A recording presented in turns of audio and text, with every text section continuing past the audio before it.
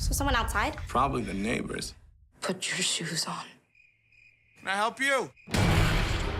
This is an intense and all-consuming film to be a part of. Jordan has this way of creating terrifying moments. What are you people? It's us.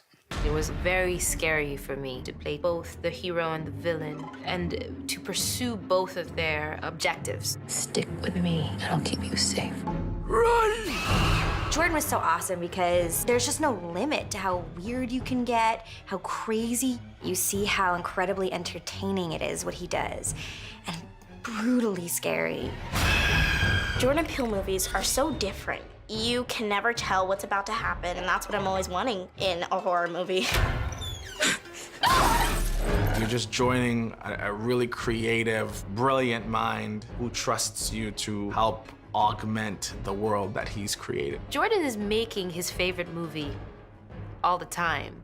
So that passion, you know, that kind of enthusiasm is infectious. I would work with him again and again and again.